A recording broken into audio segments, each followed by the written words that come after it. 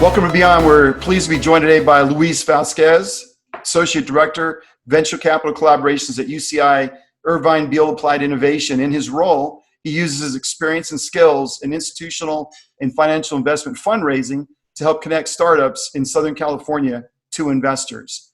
He also extends services and facilitates at the Cove to VCs and other investors to help increase engagement between investors and the Southern California ecosystem. Luis, welcome. Great to have you on the show. Great. I'm happy to be here. Thanks, Ben. Absolutely. So as Associate Director of Venture Capital Collaboration at UCI Beall Applied Innovation, you're playing a pivotal role in connecting ideas to capital. When an entrepreneur with an idea approaches you, walk us through the process you take to connect these startups to venture capital. Okay. Well, yeah, that's the core of what I do. It's a new role that Richard Sudek and I came up with, primarily Richard's vision, frankly. And it's unique in that we haven't found another person at any other university that has the same type of role that I have. They're similar, but what I do has an interesting twist to it. So I think I'll describe that a little bit first, and then I'll go into what I do when the entrepreneurs come and greet us. Sure. And that is in helping connect entrepreneurs with investors.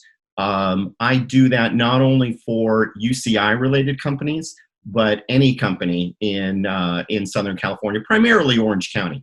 So that's what's different and unique, that other schools and other research institutions may have a role like mine, and they're engaging VCs, and they're trying to get VCs interested in the innovations that are coming out of that institution. But most of them stop just right there. It's got to be developed at the institution. It's got to be intellectual property that was created there, and a company formed around that, and then they go out and do that. My role expands that, and so I can work with any company in Southern California to help do that. And that may not make sense originally. It's like, why is a university employee taking a role in a non-UCI related company? And the vision is that UCI is great, a research institution as it is, and frankly, we think almost any research institution. We've got the humility to know that we're not going to be everything to every investor that's out there, right? They're going to have other interests. So what we envisioned was that if I can help make those connections and raise up the ecosystem in general, well, there's going to be indirect benefits to the university, and more graduates, graduating students are going to be able to get jobs and join startups. More faculty members will think about translational research instead of just the regular research that they do. More alumni will be inspired to start companies because they say, oh, this company was started and funded here. Maybe I should start one as well. And so the benefits will flow back to the universities. So in any event, so what I do is I'm really at the back end of the funnel, though. So it's important to know that. So coming to me with an idea itself, is not really where my sweet spot is. If you have an idea, UCI Beall Applied Innovation has a lot of different people and resources that can help you out. But when an entrepreneur comes to me and has a company and they're ready for investment, then what I do is I review them. I meet them, obviously. I review what they're doing, take a look at their pitch deck. And if I determine that they're venture ready, we'll talk about how I determine that later, I'm sure. But then what I do is I create a target list out of the investors that I have within my network. And we can talk about that in a little while too, because that's a whole separate process. And then I vet that target list with the entrepreneur themselves so that they're comfortable with everybody. Then I reach out privately to the investors. And so it's not an introduction immediately. It's email, private email to each investor, personalized. And I give them some information about the company and tell them what's, what they're doing, who the entrepreneur is, and then have them opt in. And if they're interested, so then I have both sides. So it's a double opt-in process. And then if they're interested, then I make the introduction. And to be very clear, this is a free service. Even though it may sound like I'm doing broker-dealer type work, there's no fees, no commissions, no service charges. It's a community service. I'm a university employee. We don't get options. We don't get grants. We don't get warrants. None of that through this process. We're doing this third party handoff, and then we let the consenting adults take it from there.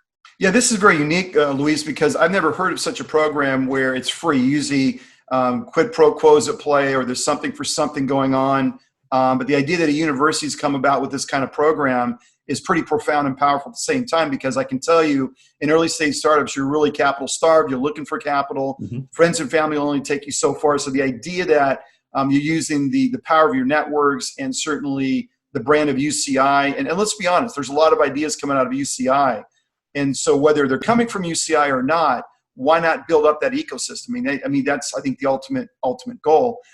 So as you think about entrepreneurs approaching you, I have an idea, and I think it's the best thing since sliced bread. It's going to change the world. When should an or an entrepreneur approach you for investment dollars? Or what stage should they be in typically? Okay.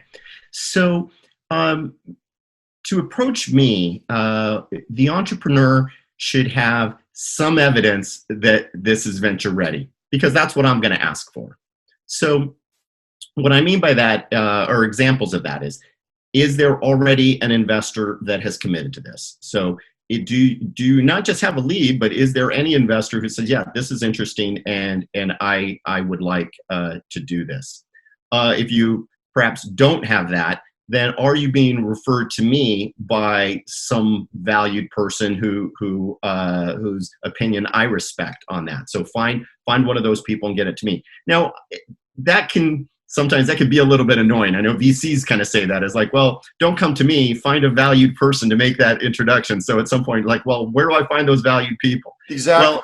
Well, yeah. Here, within our ecosystem, there are a lot of those folks. So either, one of the advisors from the SBDC, for example, kind of get it ready. Someone from the UCI Beall Applied Innovation New Ventures program could come to us.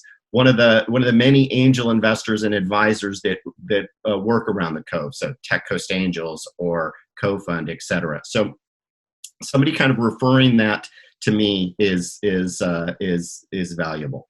If they don't have a lead investor yet, and those still kind of want to come to me, then I think, I'm going to look for the same things that others look for. And I think we'll talk about that. Some evidence that this is a product that can scale quickly, that can grow that. So it's really kind of introduction based, or they're the output of a program, or just some evidence. And I'd love to talk a little bit more about that too. So if an entrepreneur had a proof of concept, it could scale, it's a big market, and maybe funded it him or herself, maybe they put 50,000, 100,000 in. It's not really the amount of money they've gotten in. It's really about, does it work? I think that's for medical devices. Does it work? Do you have a device? But it sounds like it's more the opportunity, and it's not so much, hey, did you raise 500,000? That triggers an event to go introduce you to investors. It's really, have you really baked the opportunity out? Have you really studied it, tested it, done a proof of concept, and done some work along the way to demonstrate that it's feasible, it's real, it's scalable, and by the way, it meets an unmet need. Right, and I as I mentioned earlier, I'm at the back end of the funnel. So, but that doesn't mean you have to go right to me, right? We have a lot of resources here within Orange County that aren't at Applied Innovation. There's other organizations that do this type of thing. There's other mentor groups that will advise. So working those things and having those organizations and processes bubble things up, whether it's through an SBDC, ours, Launchpad, one of the others, that type of work kind of builds that evidence, and more brains kind of looking at it will help shape it to get it to where it is. So yeah, if you've got an idea, definitely get out there. I may not be the right person at that moment, but I will be the right person a few steps down the road, which will get you to what you really want, which is investment. Right. So in your experience, what are some of the mistakes early stage companies make when approaching investors with an idea? Well, if you approach an investor with an idea, I think one of the mistakes is, what are you really asking for? So are you asking for investment? Probably, because that's where you need to go. But what do you say you're asking for? What can you really get out of it? What you really want to get out of it is some kind of advice, some kind of direction. Importantly, maybe some milestones. So you approach an investor with an idea, then instead of asking for money, why don't you ask for, at what point do you think this would be ready? What are the metrics that you think will get you confident with it? If it's a SaaS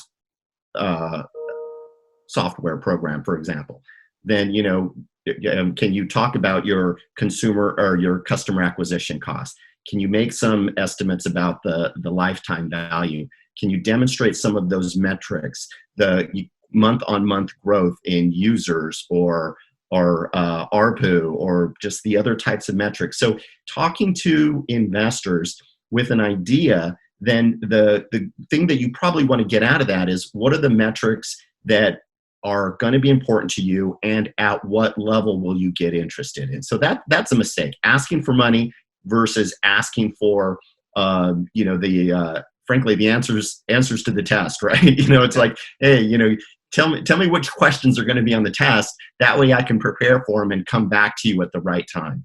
I think it's a brilliant point. Asking for advice as opposed to looking at these guys just as money people, but really asking for advice based on their experience. That can make or break a company. I mean, that's the constituency of a board, right? It's the experience, the foresight. They've been through the rodeo multiple times.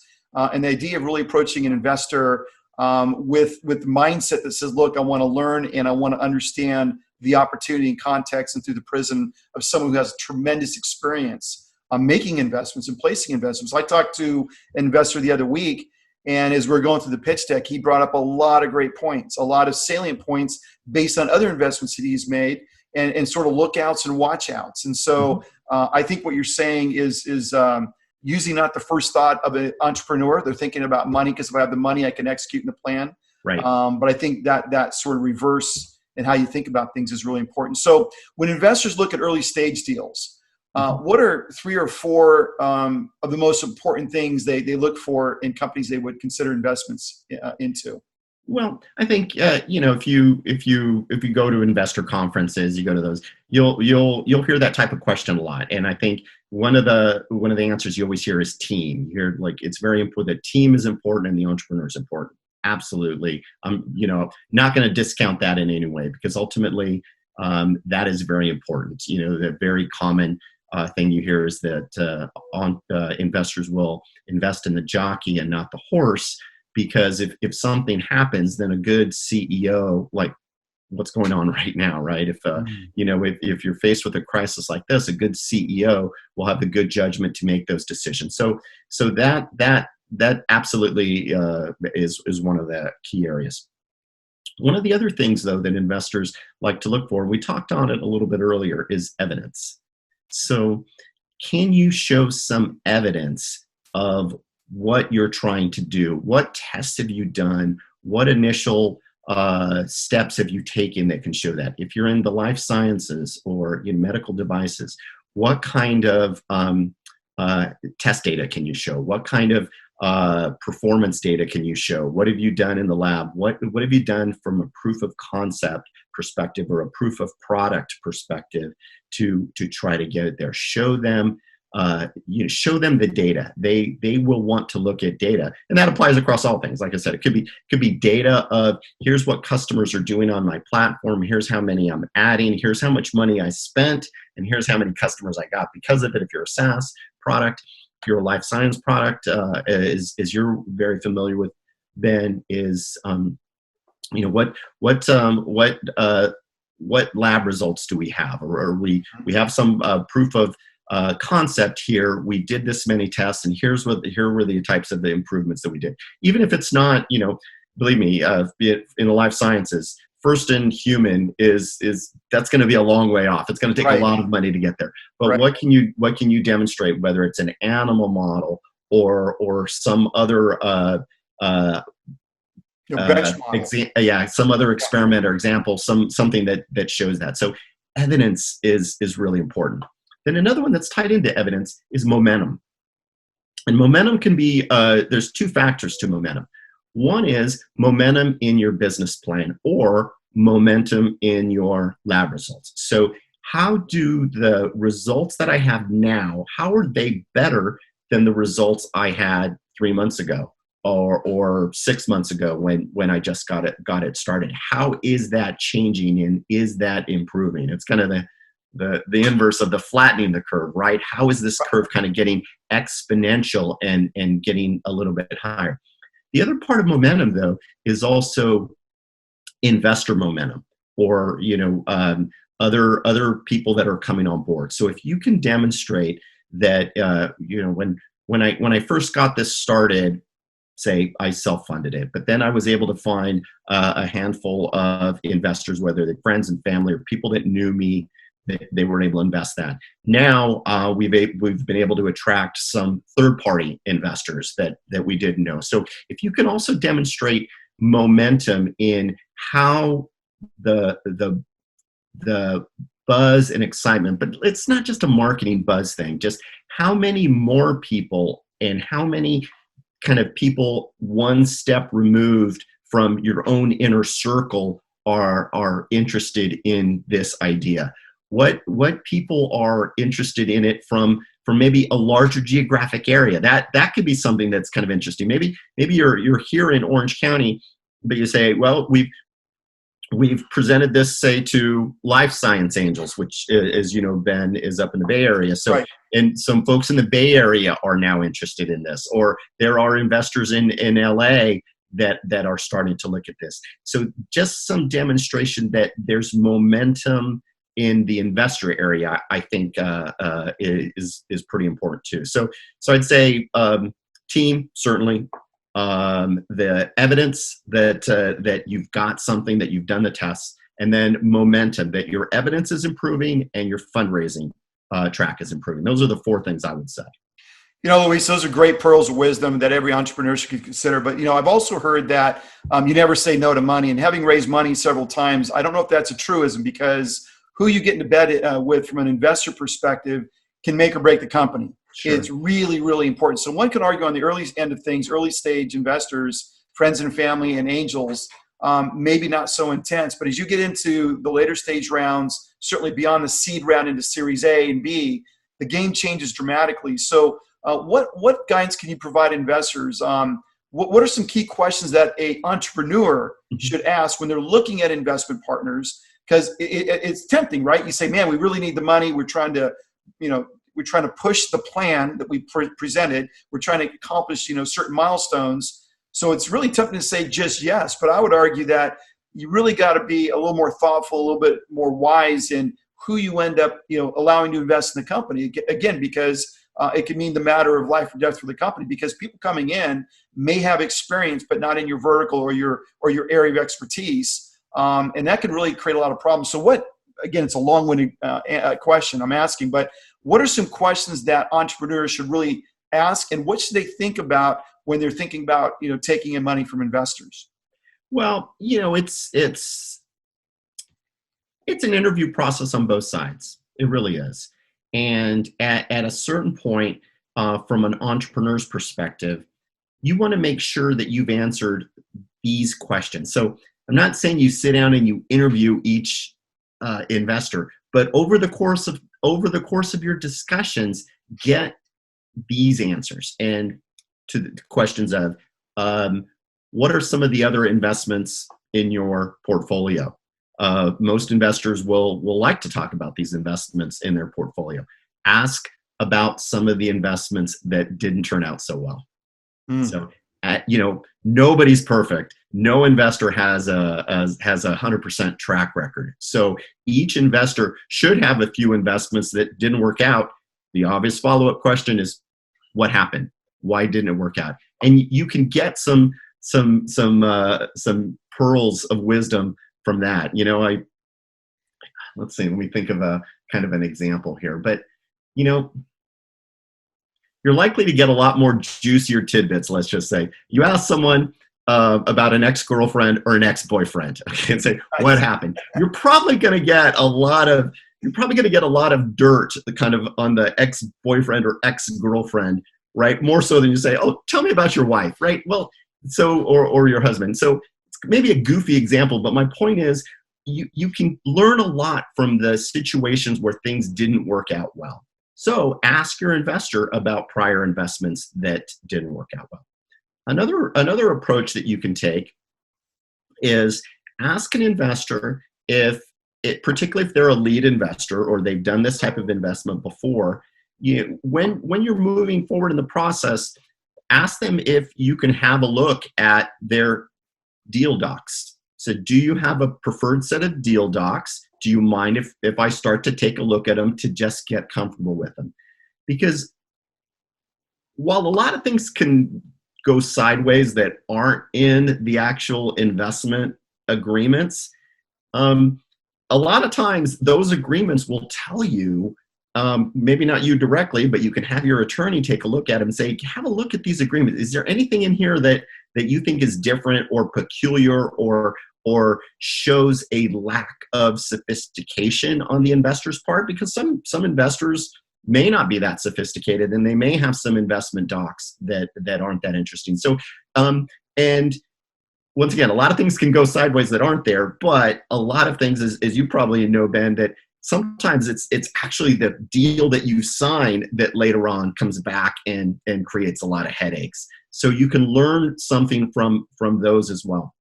Yeah, that's a point that really struck a nerve and a chord for me. Oh, why is that? The idea that investors can sort of court you, and you go through the romancing process, and you go through that that sort of dance, getting to know one another, going through the data room, getting fired up on the technology. All these positive vibes and signals are coming your way, and then all of a sudden, you have the conversation around the deal docs and what their idea of a good deal is versus a bad deal. And when you get to that point, depending on how many people you have in the queue and how many investors in the universe that you're cultivating, and that if you have just one apple in the basket that you're relying upon, that's a place you don't want to be. But you also, these docs emerge and you realize it's a great deal for the investor and a horrible deal for the early stage company. And meanwhile, you're way down the pathway. You spent money on the attorneys, which isn't small potatoes, $30,000+, right? And all of a sudden you realize that this would cripple the company, right? The control, the percent ownership, the direction of the company. And we're early stage. We haven't, gotten out of the basket, so to speak. So, that is really important to ask those questions, to understand the deal flow, their history of deals, what worked, what didn't work, and then certainly understand what the typical deal docs look like. Obviously, pre-money is important. If it's a convertible note, what's the caps important? All those things sort of tie together. So after CEOs have the success of raising the seed round of funding, in your experience, what is the biggest mistake they can make as they are tackling the early stages of development? I think it just depends. So it depends on the industry, depends on where they're at. I would say that current situation is really kind of driving a lot of people's mindset right now, but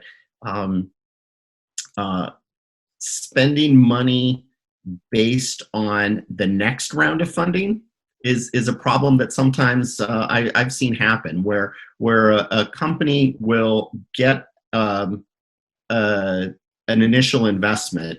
They'll have their budget and their timeline for that, but somewhere along that they start spending money assuming that the next round of funding is a certainty, right? And that can happen. That can happen at kind of at all levels. It also happens sometime at the fund level, frankly, where sometimes you're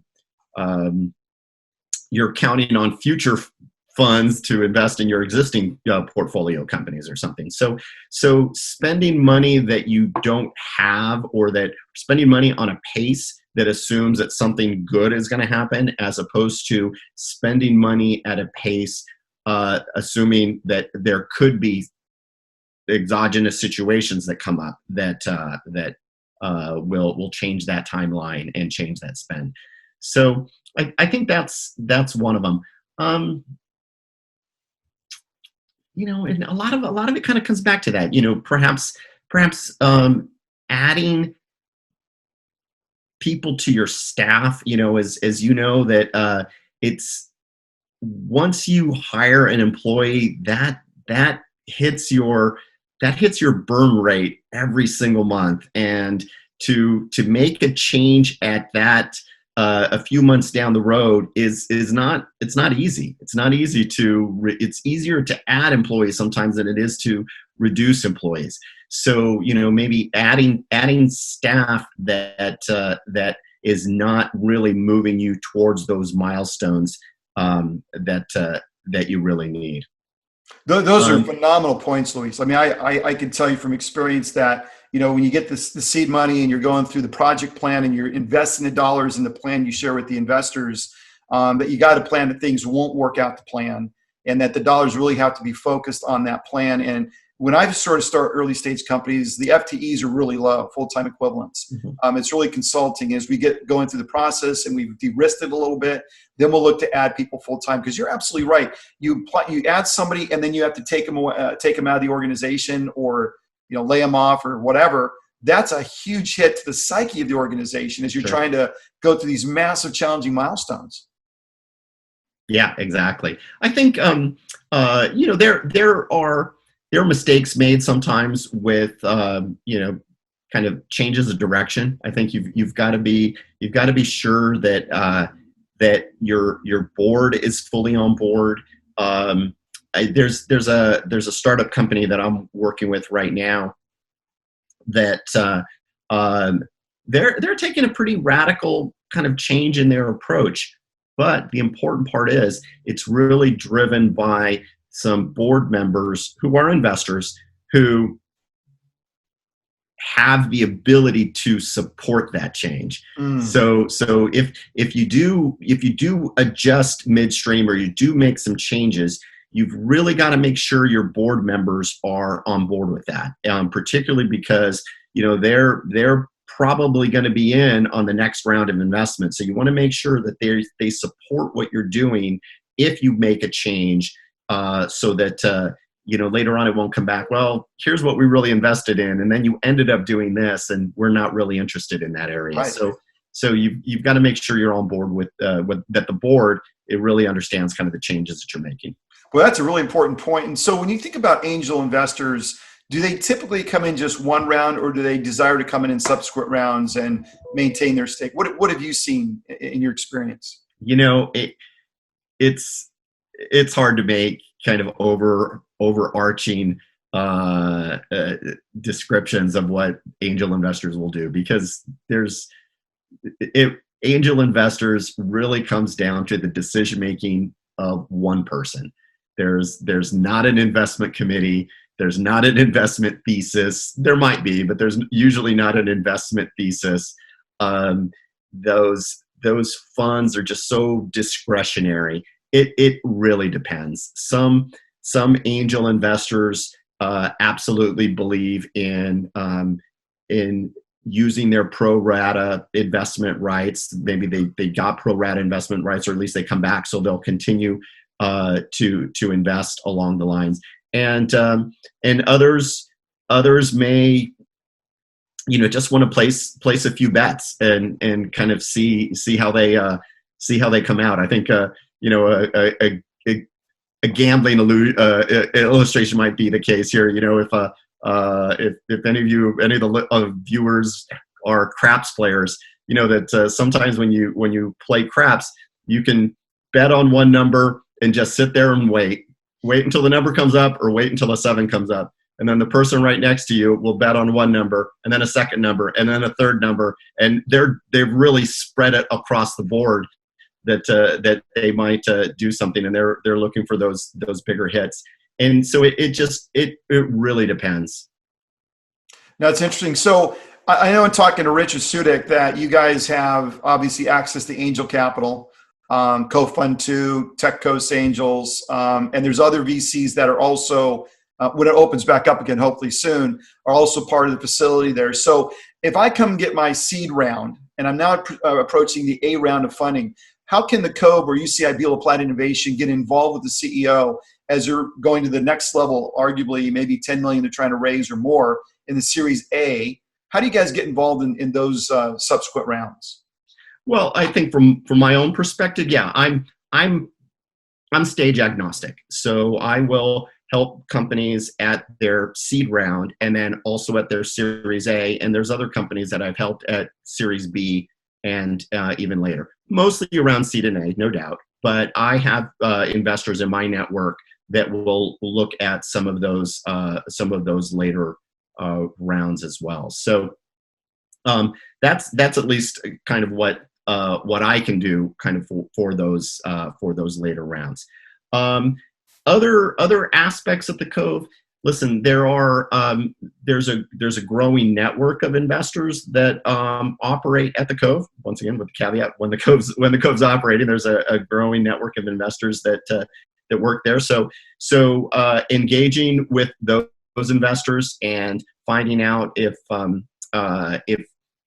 there are other investors in their network that may do the follow-on rounds of funding, that's another way to approach it. Going back to your initial base of investors and asking them where have some of your other portfolio companies gone? So maybe they don't know them, but you've invested in other portfolios. Who funded their Series B?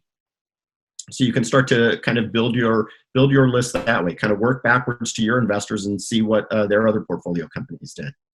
Yeah, that's a great point. And I also found that a lot of these investors, it's a mandate, right? So if it's an early stage company, it's too risky for their appetite, but certainly they'll invest in stage companies where you've developed it, you've done proof of concept, it works, and now it's about scaling. So I think part of what I found is that you really have to look at the stage of the fund, what they typically like to invest in, and certainly don't be afraid to reach out. I've got a number that certainly in the late seed round and certainly A round that have expressed an interest once we get to that point and we've de-risked the risk, if you will, even further. Right. So I read, one of my bugaboos, and I've said this in previous podcasts, that I came from the Bay Area and they got an amazing ecosystem, right? They got the legal, they got the financial and spades on Sand Hill Road.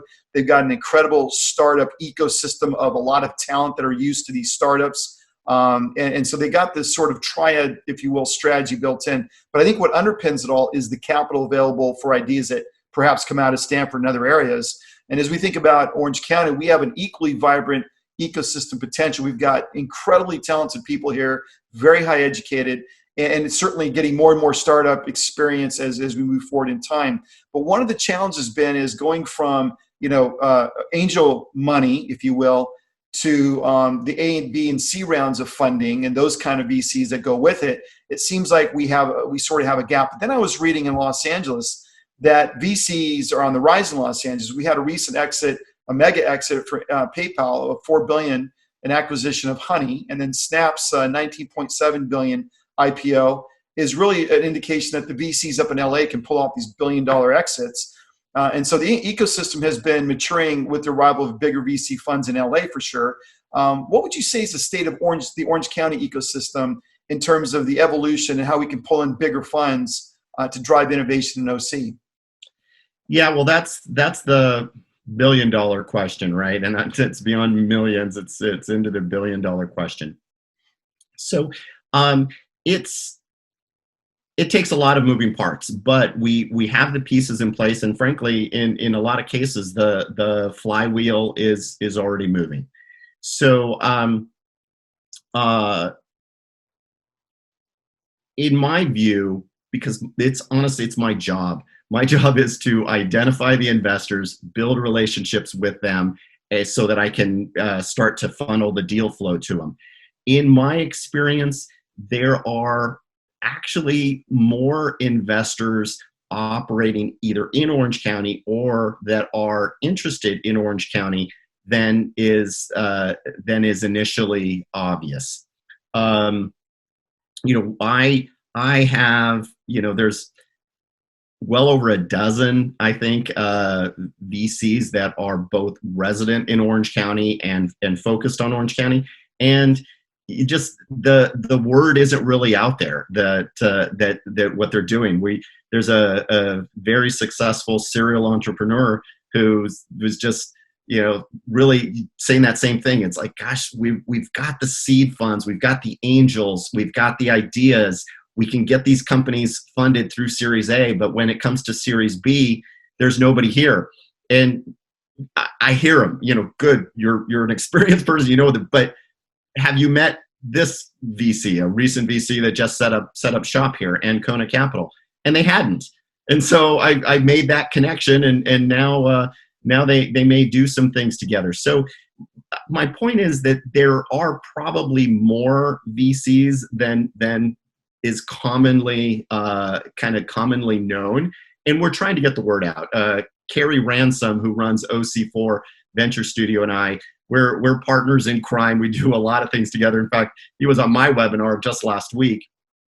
And we've created a roadmap of sorts for entrepreneurs that show kind of at the different stage of your idea development and your growth development, what resources are out there, both organizationally and from advice all the way through capital. And our goal is to just continue to populate that guide, to continue to get that out there. And all it really is a slide. It's just a PowerPoint slide, but it can show you kind of where you depending on your stage as an entrepreneur, where you need to go. So that's one of the things that we're doing at our part, trying to get that visibility out there a little bit more so that it's obvious. Where can other people institutional find this slide? That sounds pretty powerful. Yeah, it is, and we showed it on our PowerPoint last week. We're still kind of working it out a little bit, but we promise it's going to be out there, and frankly, it's available if anybody wants to reach out to me. I'm happy to give them a draft version of it as it is now. But there's also institutional things that are going on. So the CEO Leadership Alliance of Orange County, a group of high-level executives, CEOs at a lot of Orange County companies that have been pulled together and are working on a number of aspects around innovation, not just capital, but education, attracting the talent, keeping the talent, driving innovation so that those ideas can continue to go.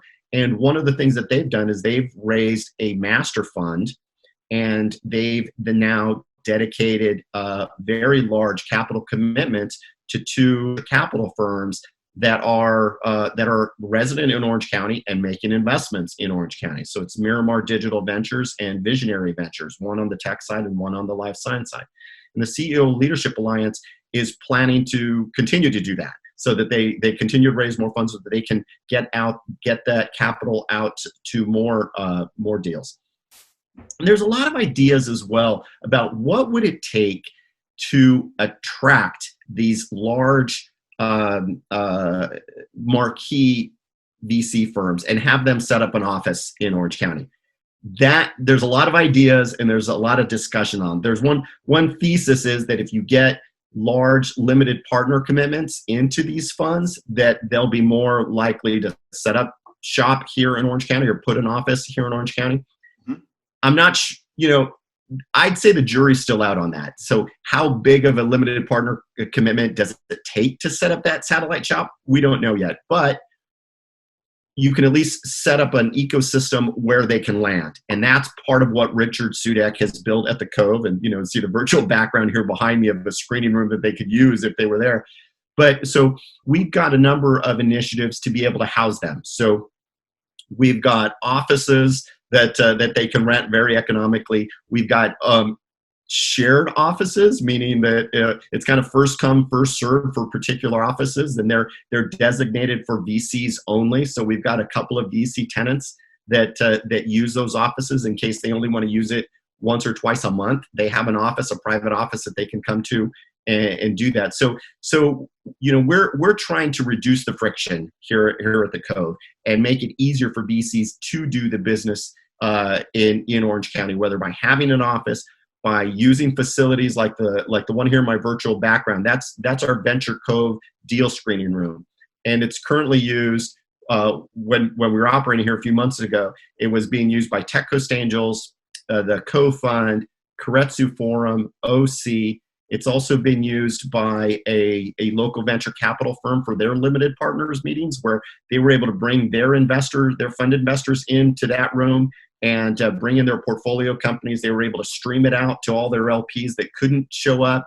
They were able to stream in their portfolio companies that couldn't be there. So as you can see, we're building the ecosystem to make their jobs better, to make them more sophisticated, to help them do their job of making those investments here. So So it takes a lot of moving pieces. It takes the education to the community of what's here, what Carrie and I are doing. It takes LP commitments into these funds, which is what CLA is kind of working on right now.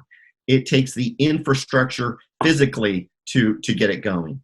It takes the strong deal flow, kind of the critical mass of deal flow in entrepreneurs, which I think all of these organizations are working on to try to do that. What you're doing right now to kind of get the word out, that helps. So it's going to take a lot of pieces, but we've got the building blocks.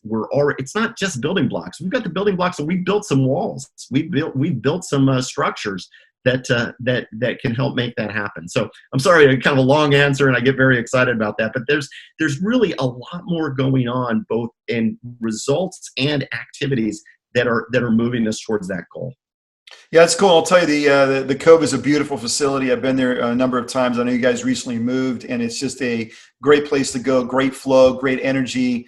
Richard was talking about the Cove, the idea of, a cove in the ocean, safety, a harbor safety. So right. You really got a great sort of cultural environment that really, I think, allows for an expression of very unique ideas and just the collaboration that's there. It's been impressive. And so really hats off to you and Richard for developing and starting this thing and growing it. So obviously you guys have a number of angel funds and VC funds that are now there. What does a five-year roadmap look like in terms of setting up more investors within the Cove? You guys given that some thought? Yeah, absolutely. So we currently have, let's see, I believe we have 8 investors that have offices or that VC hoteling that I described that have facilities at the Cove. So those are both kind of local firms that have decided this is a good place to work. And we have some out of the area firms that want that presence there when they come to visit that area. We've got one firm, Vertical Venture Partners, they've really taken the whole satellite office approach. So they're up on Sand Hill Road, but they've decided that they want their satellite office in Southern California to be at the Cove. Beall Capital, it's a venture capital firm that primarily makes investments into companies that are spun out of or are founded by UC founders. So for the entire UC system, not just UCI. So that firm's called Beall Capital. And they decided that an office at the Cove was ideal for them because they can see UCI companies, they can bring companies up from San Diego, in from Riverside, down from UCLA. They can fly into John Wayne Airport and be at our offices in 10 minutes. So they see the value in that as well. And as we continue to expand, the construction's still going on our 3rd floor. So we're going to have another 17,000 square feet available. Probably, sometime in the next couple of months, I think. Certainly by the time office buildings are open, they should be ready to go. And we have some VC firms that are already looking at offices up there. So our goal is to continue to provide that office infrastructure and the ecosystem, the facilities like the ones you see behind me, so that firms can use that. So our vision is to just continue to add more, continue to get them involved, continue to support the firms that have decided to make their permanent offices here in Orange County, like Ancona Capital, which I mentioned is one of the newer firms here in the area. So Right. So that's our vision. I think it's probably not even a 5-year plan. It's a 1-year plan. We're going to build up this building. We're going to get more VCs here, and in 5 years, almost like the entrepreneurs, right? We're going to give them that cove, that safe harbor, but we don't expect that entrepreneurs are going to be at the Cove forever, right? We want them to get funded. We want them to move into their own offices and kind of grow out. Look, you get a VC firm that finds that their satellite office is interesting, or they're growing their firm and they want to move somewhere around UCI Research Park or somewhere very close by. That'd be a great outcome. So we'd like to, we'd like to give them a place to land, but have them grow and then also move out, but still be engaged in the area. So to really get the synergy going, I reflect back on my experience with Launchpad, which is phenomenal. I was at MTIF last year, and that was a great opportunity for my company. Do you guys see either collaborating with Launchpad or developing your own Launchpad so VCs, whether it's life sciences or tech, can come and listen to a lot of pitches within a defined period of time? Well, we view the Cove and the facility built as a platform. So, we produce some events at the Cove, but our vision is to have this platform that other organizations can come in and use our facilities and do what they do. So, so who knows? We may produce more events, but no, I think the vision is here's the platform, use it, leverage it, and let the ecosystem in the organization go on. In terms of actually kind of providing the hands-on work with the startups, we have an SBDC at UCI SBDC, which provides no-cost consulting for startup plans. So it's one-on-one, no-cost consulting, and we've got a great team there.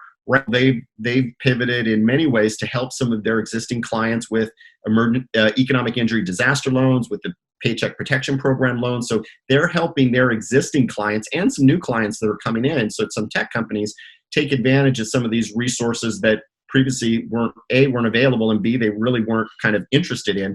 So our SBDC is helping them. But what they do 12 months out of the year is no cost one-on-one consulting for some of those startups. So just like Launchpad SBDC, we've got our own SBDC in our building as well. That's to the fantastic. point about kind of the screenings, the deal pitches and things like that, I think there's a lot of great opportunities to do that. So I don't see where we have to recreate the wheel. I think, personally, I'm more excited about what I'm doing, which I think is very different. My kind of hands-on, direct, free introductions. There's not a lot of people doing that. Right. So I work with Launchpad. JC refers deals to me, and I help kind of make connections that go out from there. So yeah, it's not it's not in our view anyway competitive. It's collaborative. Let's leverage each other's resources, and let's do what each organization does best. Or Octane puts on some great programs. You're an MTIF alumni, so yeah, those are terrific. Keep doing those, and then let's engage and let's do things that we're really good at specifically, and that will really move the needle. Great. Hey, Luis, as we close this down, is there anything we've not covered you'd like to share with the audience? Well, I think you probably see it on my bio or something. I actually started Launchpad, so I worked with Octane back in the day. So with Gary Augusta back in 2004, 2005, 2006, we created the Launchpad program. So yeah, quite proud of that. You mentioned Honey Science, the big PayPal acquisition. That was actually a UCI alumni. So George Ron. So he was a UCI alumni from the School of Computer Sciences at UCI. So we're pleased that one of our alumni. Now you're right. He got his seed funding up in LA. Some angel investors up in LA. Eric Ranala at Mucker Labs was one of their angel investors, and it was a great outcome for them. Yeah. So Eric actually lives in Newport Beach. One of my goals is to say, Eric, you're living here in Newport Beach. Why don't you work 2 days a week at the Cove and then drive up to Santa Monica 3 days a week? That's my own personal goal, to see if I can get him to do that a little bit more so we can engage Eric. But yeah, there's just there's lots of good things going on. Get engaged and start grab an end of the rope and start pulling. Yeah, no, that's great. So where can they learn more about UCI Beall Applied Innovation, and more importantly, directly connect with you for those entrepreneurs that are trying to look for direction and certainly capital? So our website is pretty easy. It's innovation.uci.edu. Excuse me, just a minute. So you can go there. You can our contact information for everybody on our staff is there. You could see the events that we're producing. Right now we're producing a series of weekly VC speaker series events. You can also get links to the UCI SBDC. You could get information on our facilities like the Venture Cove screening room space right behind me, the beach, the large event space that we have. So our website, innovation.uci.edu, will give you a lot of that. Awesome. Luis, thanks for coming on Beyond and sharing the story, sharing the vision, and hopefully we can connect investors to the opportunity and really empower, impact the ecosystem in Orange County. It was my pleasure. It was a lot of fun. And thank you very much for what you're doing. I think this is a great forum that you've developed here to help get the word out and to kind of continue to connect people while we're isolated. I think this type of connection is important. So thank you very much for what you're doing. Yeah, Luis, my pleasure. Enjoyed it. Thanks. Okay, great. Thank you.